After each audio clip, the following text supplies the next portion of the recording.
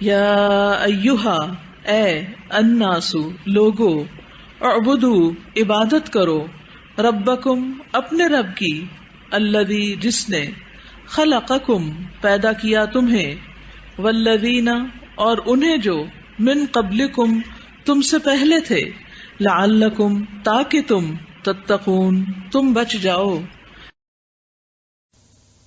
یا ایہا یا کا مطلب ہوتا ہے اے. یا جو ہے یہ حرف ہے. اب آپ کہیں گے یہ تو دو حرف ہیں آپ اس کو ایک حرف کہہ رہی ہیں. عربی زبان میں جو کچھ بھی ہم منہ سے نکالتے ہیں اس کو لفظ کہا جاتا ہے. لفظ کا مطلب ہوتا ہے پھینکنا، نکال باہر پھینکنا. تو جب آپ بولتے ہیں تو کیا کرتے ہیں؟ پھینکتے ہیں نا، منہ سے الفاظ پھینک رہے ہوتے ہیں، نکال رہے ہوتے ہیں، ڈال رہے ہوتے ہیں.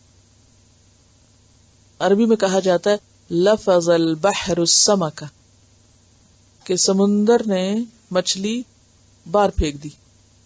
تو کب پھینکتا ہے سمندر مچھلیاں باہر؟ جب وہ خود پیچھے ہٹتا جاتا ہے تو وہ رہ جاتی ہیں ادھر، یا اس کی لہر آتی ہے تو اٹھا باہر پھینکتا. تو آپ کے بھی دل میں لہر آتی ہے خوشی کی یا غم کی یا غصے کی، تو پھر آپ کیا کرتے ہیں؟ منہ سے لفظ نکال پھینکتے چلے جاتے ہیں. تو کوئی بھی چیز جب آپ منہ سے نکالتے ہیں تو وہ لفظ ہوتی. دو طرح کا ہوتا ہے یہ، ایک ہوتا ہے میننگ فل اور ایک ہوتا ہے میننگ لیس. ایک ہوتا ہے با معنی اور ایک ہوتا ہے بے معنی. ایک ہوتا ہے با معنی اور ایک ہوتا ہے مہمل، بیکار، فضول، کوئی معنی نہیں، میننگ لیس. جو بھی بامانہ لفظ ہے اس کو کلمہ کہا جاتا ہے. اس کے 3 حصے ہوتے ہیں یا اس کی 3 اقسام ہوتی ہیں. ایک ہے اسم، اس کو اسم نہیں کہنا، کیا ہے یہ؟ اسم. دوسرا ہے فعل اور تیسرا ہے حرف. اسم ناؤن کو کہتے ہیں، فعل ورب کو کہتے ہیں اور حرف پریپوزیشن. اب آپ دیکھیے کہ اسم جو ہے اس میں مختلف چیزوں کے نام آتے ہیں، انسانوں کے نام، جانوروں کے نام، کسی بھی چیز کا نام. اور فعل جو ہوتا ہے اس میں کام ہوتا ہے، کچھ بھی کرنا، اچھے کام یا برے کام سب آتے ہیں. اور حرف جو ہوتے ہیں وہ ان کو جوڑتے ہیں، اسم اور فعل کو باہم جوڑنے کا کام دیتے ہیں، یا جوڑنے کے علاوہ ان کا اپنا انڈیویجول کام بھی ہوتا ہے. جیسے یا جو ہے ابھی کسی کو جوڑ نہیں رہا، اسم فعل کو جوڑ نہیں رہا، یہ ابتدا ہے کلام کی. تو یا کا مطلب ہے اے. ایوہا جو ہے یہ ندا میں زور پیدا کرنے کے لیے آیا ہے، یا ایوہا، یعنی ایک دفعہ یا کہا، اس کو مزید تاکید کے لیے ایوہا بھی ساتھ لگا دیا. یعنی الگ ایوہا کا کوئی اس طرح معنی نہیں ہے، لیکن یا کے ساتھ جب یہ آتا ہے تو یا کے اندر تاکید ہوتی ہے، یہ زور پیدا ہوتا ہے. یعنی تنبیہ کا معنی، وارن کرنے کا معنی بھی آتا ہے اس میں. یا ایھا الناس، الناس پیچھے آپ پڑھ چکے ہیں، لوگو. اعبدو کیا روٹ ہے اس کا؟ عین بادال، عبادت کرو. ربکم اپنے رب کی، رے بے رب، الذی وہ جس نے خلقکم پیدا کیا تم کو. خلق کیا روٹ ہوگا اس کا؟ خا لام قاف، خلق. کسی چیز کو عدم سے وجود میں لانا، ایک چیز سے دوسری چیز بنانا، یعنی دونوں طرح پیدا کرنا. یعنی ایک چیز تھی نہیں سرے سے. جیسے انسان، ایک وقت ایسا تھا کہ جب وہ کچھ بھی نہیں تھا. میں اور آپ آج سے 100 سال پہلے کہاں تھے؟ کہاں تھے؟ کوئی وجود تو نہیں تھا نا، ہمارا یہ جسم تو نہیں تھا. تو اس نے عدم کیا ہوتا ہے؟ کچھ نہ ہونے سے وجود میں لے آیا، جیتا جاگتا انسان بنا دیا. اس کے لیے بھی لفظ خلق کا استعمال ہوتا ہے. اور ایک چیز سے دوسری چیز بنانے کے لیے بھی خلق آتا ہے. مثلا کوئی چیز پہلے سے موجود ہے اور اس سے ایک نئی چیز کو فارم کرنا، وہ بھی تخلیق ہوتی. خلقکم والذین، اور ان لوگوں کو، من قبلکم جو تم سے پہلے تھے. قبلکم کا روٹ کیا ہوگا؟ قاف بے لام. لعلکم تاکہ تم، یا شاید کہ تم، تتقون تم بچ جاؤ. تتقون کا روٹ کیا ہوگا؟ متقین ہم نے لفظ پڑھا تھا تو اس میں روٹ کیا پڑھا تھا؟ کچھ یاد کریں.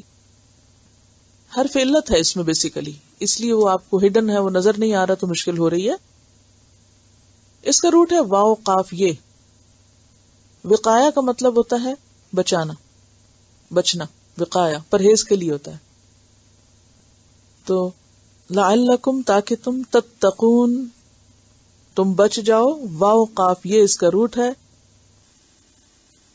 یا ایھا الناس، اے لوگو، اے لوگو، اے انسانوں، اور انسانوں میں سب شامل ہیں، خواہ مرد ہوں یا عورتیں، آزاد ہوں یا غلام،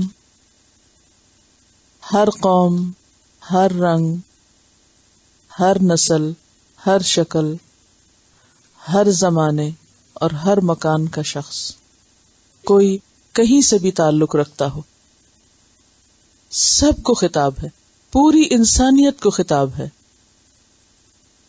اس سے پتہ چلتا ہے کہ یہ کتاب صرف مسلمانوں کے لیے نہیں بلکہ تمام انسانوں کے لیے ہے. جیسا کہ ایک اور جگہ پر کہا گیا ھدی للناس، کہ یہ ہدایت ہے تمام انسانوں کے لیے. تو یا ایھا الناس، اے لوگو، کیا کرو؟ اعبدو، عبادت کرو. اور عبادت کا معنی ہم نے کیا پڑھا تھا؟ کمال درجے کی محبت، کمال درجے کی عاجزی، کمال درجے کی تعظیم اور اللہ کا ڈر. یہ تمام چیزیں مل کر عبادت بنتی ہیں. عبادت کرو یعنی اپنے رب کے آگے جھک جاؤ، عاجزی اختیار کرو، اسی سے ڈرو، اسی سے محبت رکھو، اسی کو سب سے بڑا مانو. ربکم، اپنے رب کی، وہ جس نے تمہیں پیدا کیا جب تم کچھ بھی نہ تھے. جیسا کہ سورۃ الدہر کی پہلی آیت میں آتا ہے هل أتى على الإنسان حين من الدهر لم يكن شيئا مذكورا. کیا انسان پر زمانے کا ایک وقت ایسا نہیں گزرا کہ جب وہ کوئی قابل ذکر چیز نہ تھا. لم يكن شيئا مذكورا انا خلقنا الانسان من نطفة امشاج نبتليه فجعلناه سميعا بصيرا. ہم نے انسان کو ایک مخلوط نطفے سے پیدا کیا تاکہ ہم اس کو آزمائیں، اور اس کے لیے ہم نے اس کو سننے اور دیکھنے والا بنایا. تو اے لوگو، اپنے رب کی عبادت کرو. الذی خلقکم، جس نے تم کو پیدا کیا جب تم کچھ نہ تھے. اور صرف تم کو نہیں، والذین من قبلکم، اور ان لوگوں کو بھی پیدا کیا جو تم سے پہلے گزرے. یعنی سب کا خالق اللہ ہے. کس لیے عبادت کرو؟ لعلکم تتقون، تاکہ تم بچ جاؤ. کس سے؟ اللہ کی ناراضگی سے، گناہوں سے، جہنم سے، برے انجام سے. تو اے لوگو، اپنے رب کی بندگی کرو. اب یہاں پر صرف رب کی بات نہیں کی گئی، اپنے رب کی ایک اپنائیت کا احساس دلایا گیا.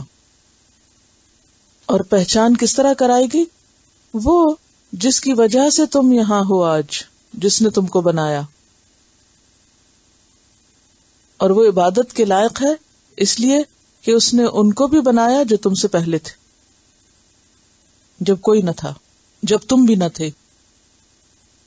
اور اس عبادت میں اس کا فائدہ نہیں بلکہ تمہارا فائدہ ہے. تم جب اس کے ہو جاؤ گے تو اس کو راضی کرو گے اور اس کے ذریعے برے انجام سے بچو گے، دوزخ سے بچو گے.